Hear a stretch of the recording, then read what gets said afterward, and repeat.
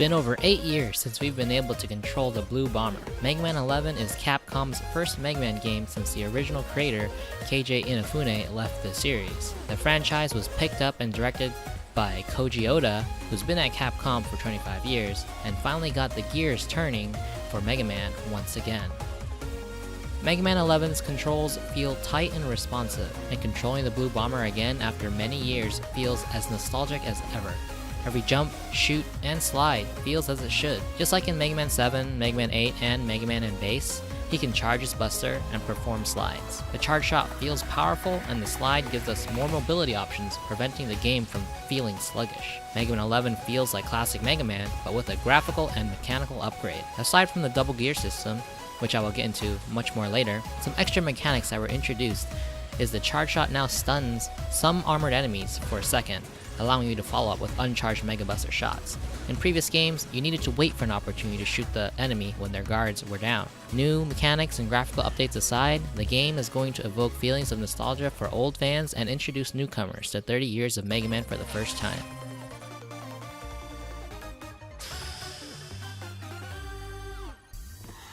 The story in Mega Man 11 does things both right and wrong. First off, the game opens with a flashback of Dr. Wily and Dr. Light's younger days of robot research. Light is opposed to Wily's idea of the double gear system, which is the game's new mechanic, and instead wants to pursue research for robots with independent thought. This disagreement forms a fallout between the two young researchers, and is the basis for the resentment Wily has for Dr. Light. Wily then awakens from his nightmare and then abducts the 8 robot masters during their routine maintenance at Dr. Light's lab. This scene kicks the game off, and with that, let's go through what the game does poorly. It may already be obvious from the dialogue, but Mega Man still needs to save the world from Wily's schemes. This story hasn't changed in a single iteration of the game, and Mega Man 11 still sticks to this cliche save the world type of story. Mega Man still needs to fight his way through 8 robot masters and traverse his way through Wily's castle. Mega Man 11 may fall flat here, but there are things that it does get right. Mega Man 11 builds upon the universe like no other Mega Man game has done before. The story reveals a relationship between Light and Wily that is new to the franchise. It finally explains Wily's motivation for world domination and hatred for Light. Wily is no longer this one-dimensional villain that exists simply to be Mega Man's antagonist. The Robot Masters are also no longer Wily creations built merely to hunt down Mega Man. They are robots with personality and roles within the Mega Man world. Take for example Fuse Man, who's got a pet rabbit named Watt and manages electrical equipment at a power plant. Or Blast Man, who uses his bombs for explosive special effects for movie studios and theme parks, while during his free time, he's a self-proclaimed skilled journalist. It's this kind of polish that truly makes me believe the new team cares about Mega Man and will take the franchise to new heights.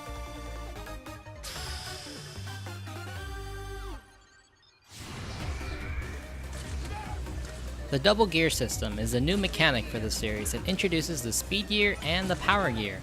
It allows Mega Man to have unsurmountable speed, effectively slowing down everything around him, and allows him to supercharge his Mega Buster. You can also unleash both gears at the same time, called the double gear technique, if your life bar drops to around 3 ticks of health. This begs the question, does the double gear system make the game too easy? The answer to that question, in my opinion, is absolutely not. If we're playing this game on the normal or superhero difficulties, it becomes absolutely necessary to use the new system in certain areas and on the Robot Masters. On superhero difficulty especially, because you're going to be taking more damage from enemies, and all the life and weapon energy drops become disabled. In other words, you're going to need it.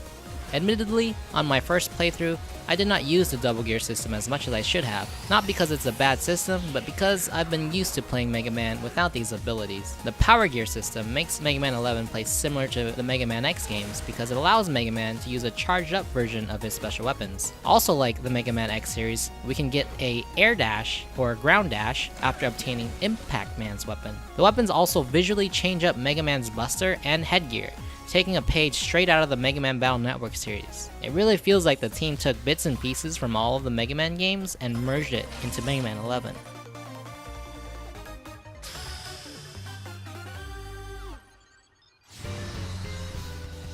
The special weapons in Mega Man 11 each have a unique flavor to it. Instead of Mega Man simply firing a different elemental type out of his buster, each weapon has utility. Take for instance Acid Man's Barrier. It's a great tool for stopping incoming projectiles, which run rampant on Impact Man stage. It allows you to traverse the stage without worrying about getting hit by the dozens of missiles chasing after you. Another example is Torch Man's weapon, which can prematurely detonate the blocks on Blast Man's stage, making it so you don't have to manually trigger the explosions and outrun them. Then with Tundra Man's weapon, you can freeze the giant wall of flames in Torch Man's stage. You can also destroy the conveyor belt on Block Man's stage. The Power Gear can take these special weapons even further. The Power Gear version of Block Dropper can completely decimate many of the mid-bosses, and Tundra Man's weapon is incredibly powerful.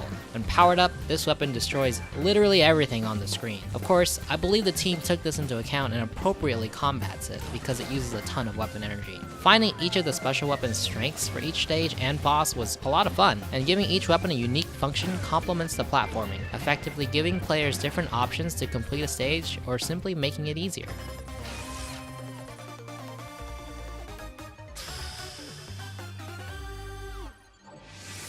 Each Robot Master utilizes either the speed or power gear in their fights, so if Mega Man even stands a chance, he also needs to use a double gear system as well. Each boss battle also delivers a unique battle. Once a boss hits a certain health threshold, they will activate their respective gear and go into an enraged mode.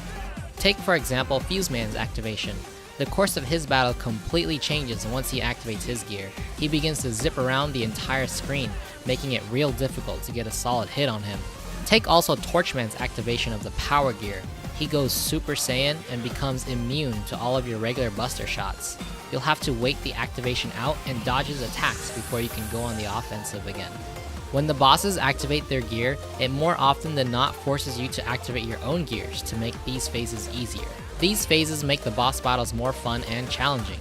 You'll have to pick up on patterns and carefully manage your double gear system to be successful. Especially on a first blind playthrough, you won't know the weaknesses for each Robot Master, making each one that much more challenging, forcing you to manage your double gear system in order to come out on top. All that said and done, of course your first playthrough will be challenging since, well, you're going in blind. But once you figure out the weaknesses for each boss, they can be bested with minimal effort. I don't think that's necessarily a bad thing either, since a Mega Man game has always been designed to be figured out. It's always been that way. Figure out a boss's weakness through trial and error, and then watch them fall under your might. It's also that discovery of a boss's weakness that gives you a rewarding sense of accomplishment. There's no better feeling than struggling through a boss and then coming back armed with their weakness, ready to roll straight through them.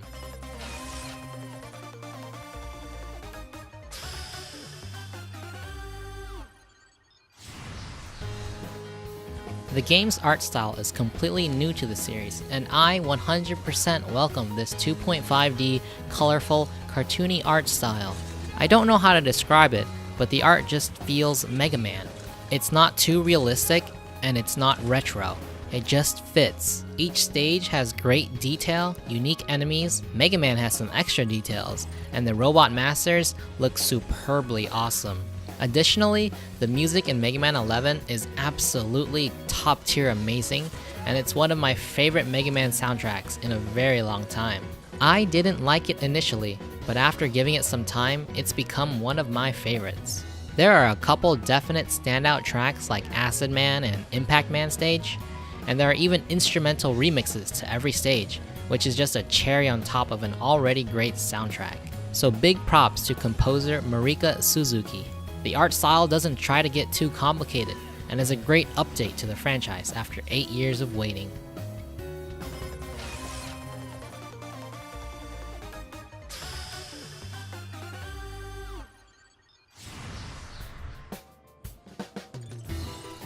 The stages in Mega Man 11 have their positives and their negatives. Many of them are well designed because the player has a multitude of options to complete the stage.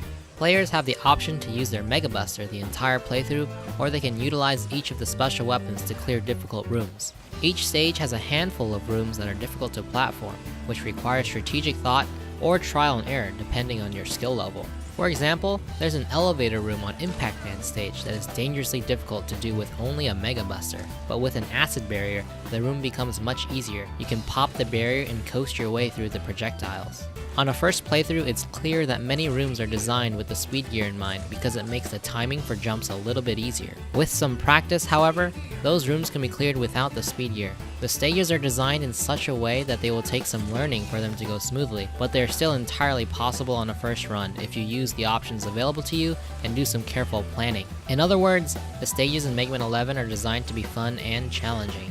But at other times, some stages can feel frustrating and difficult to platform. Dying on difficult sections can feel extremely punishing. For example, death on the normal and superhero difficulties can mean being sent nearly halfway back to the stage, or even to the beginning. This is because checkpoints don't appear as frequently on these difficulties as opposed to the easier difficulties like casual and newcomer. The punishing feeling can be exacerbated on normal difficulty because some stages have instant death mechanics that can feel cheap. There are no shortages of the classic pits or spikes that will instantly kill you. These are meticulously placed where sometimes precise platforming is required to get past. Although some can argue that it's challenging, it feels cheap and dying to it can feel frustrating.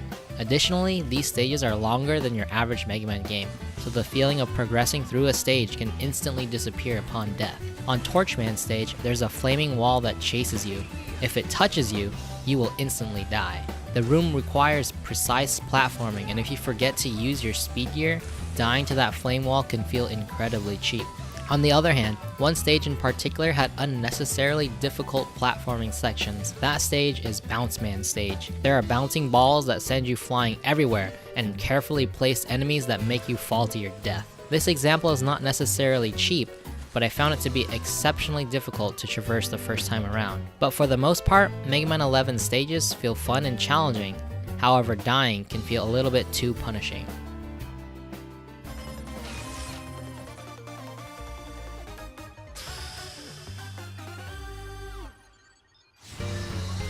The game doesn't feature some key characters I was hoping to see. We don't see any traces of Bass or Pro. Although disappointing, Mega Man 11 still delivers an awesomely animating Roll, Otto, Rush, Beat, and Eddie. Roll and Otto appear in Dr. Light's lab in the story, whereas Beat and Eddie appear as consumables to be used in the stages. I also love the voice acting in this game. It's way over the top and I absolutely love it. For me, it makes the game that much more fun. Listen to Impact Man. I like to spike! Then check out these one-liners. Prepare to diode. Torchman invented this thing called Torch Jutsu. Feel the heat. Torch jutsu! These puns? Take my spotlight. You want to dance? Feel freeze. Last Man is part Bakugo and also part journalist. All these fun, quirky characters just make Mega Man 11 feel so much more lively, and I love it.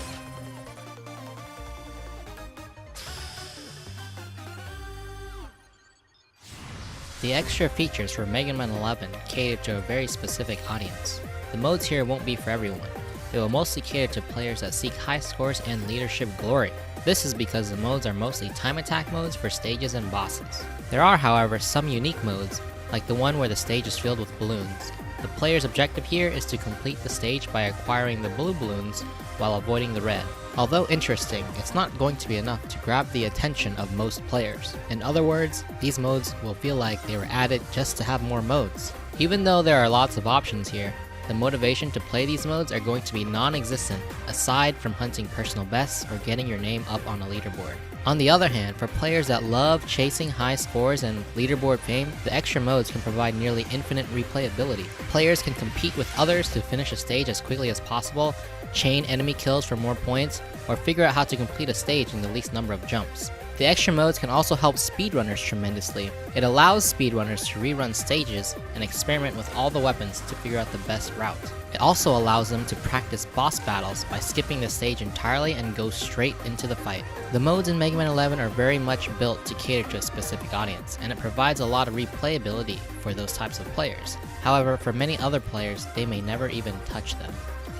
Mega Man 11 delivers one of the best Mega Man experiences in a long time. It beautifully captures the style of retro Mega Man games and excellently emits a feeling of nostalgia. Mega Man's world has never felt lively, despite its shortcomings with the overall story. It also brings a new take to the original formula with the addition of the double gear system, and does it effectively. The overall level design and boss fights are good, and the new art style fits the game perfectly. This game was an exciting comeback for the series, and I'm eagerly anticipating what the future holds for Mega Man. Overall, I give this game an 8 out of 10.